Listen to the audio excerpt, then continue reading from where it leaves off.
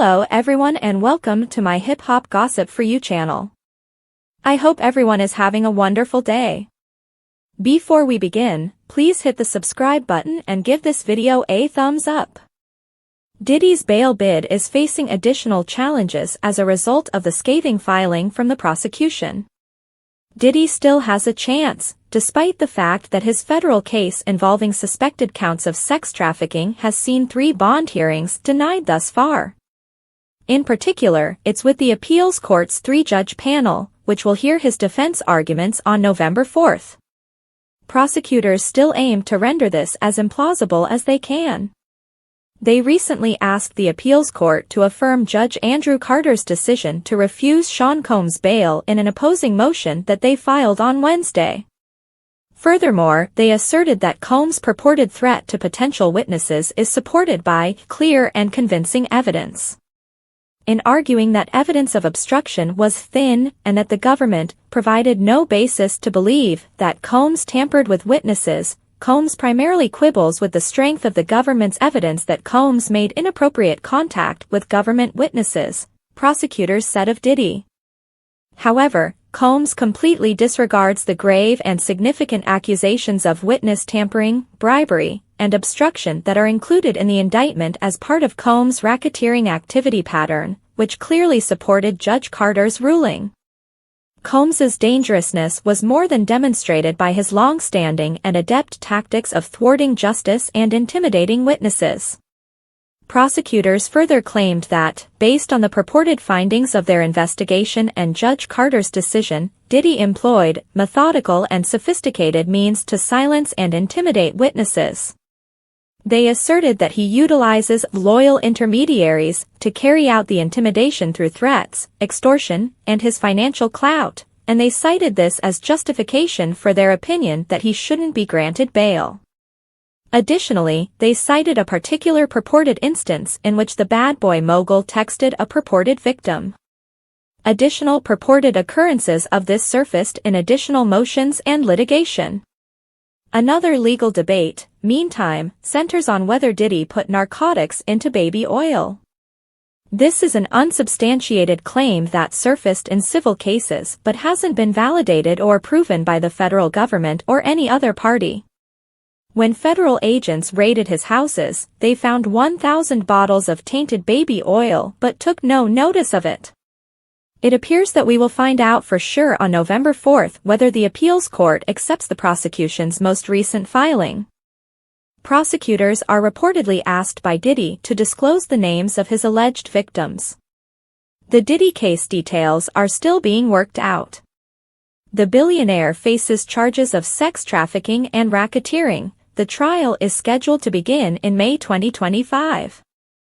Diddy, though, believes he hasn't been treated fairly, according to TMZ. The founder of Bad Boy is said to have asked the prosecution to disclose the names of the alleged victims. His legal team contended that it will be simpler to specifically address the claims if the accusers are known. This request supporting documentation was submitted on Tuesday, October 15th. The defense team for Diddy contended that there will be voluminous evidence indicating that their client had consensual relationships with his purported victims. However, this proof can only be given if the names of the accused victims are made public. According to reports, the legal team believes that more information should be provided by the federal prosecutors handling the case than they have already. The legal team's request does not include Cassie, who is purported to be identified as victim number 1 based on the characterization that victim number 1 dated Diddy. Instead, the other victims who haven't been given names have Diddy's attorneys intrigued. They expressed worry as well about how future legal actions may be impacted by the claimed victims of Diddy's anonymity. They brought up Tony Busby and the string of cases the attorney's clients have filed lately. According to Diddy's team, the prosecution's anonymity has had a pervasive ripple effect, the outcome of which has been a torrent of allegations by unidentified complainants. Diddy's legal team has already expressed concerns about Busby. The group questioned the lawyer's intentions on Monday. They maintained Busby was elevating his own public profile by taking advantage of the attention the Diddy case was garnering. The press conference and 1-800 number that preceded today's barrage of filings were clear attempts to garner publicity, they told TMZ. The outlet has been in touch with a U.S. Attorney's Office spokesperson about the decision to make the identities of accusers public. The representative remained silent. Prosecutors oppose Diddy's bail appeal over allegations of bribery and witness tampering. New York, prosecutors have blocked Diddy's most recent bail request, citing worries that the tycoon would be involved in bribes and witness tampering. The Bad Boy CEO has been in jail since his arrest for sex trafficking and racketeering last month, and despite being granted bail twice previously, he has persisted in his bid for release. Prosecutors pleaded with the courts to uphold Judge Andrew Carter's prior denial of bail, citing the serious and violent nature of Diddy's alleged crimes and his claimed attempts to hide them in a judicial document on Wednesday. The highly publicized 2016 attack on Cassie by Puffy is specifically mentioned in the document, as are his subsequent acts, such as giving a hotel security guard a stack of cash in exchange for his silence and directing his staff to contact other members of the hotel security staff to obtain the surveillance video. Prosecutors also bring up the government's earlier charge that the mogul made attempts to sway potential victims and witnesses to their cause by reaching out to them directly or through colleagues.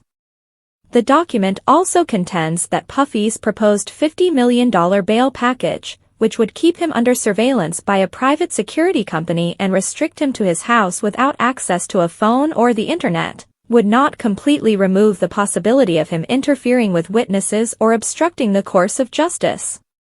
Prosecutors claim that Diddy would not be prevented from repeating some of his filthy activity because he depended on a network of devoted allies to complete some of his nasty activities. Diddy's attorneys have requested to put the appeal on hold while they seek a fresh bail hearing in U.S. District Court, so the decision on the subject may take longer than expected.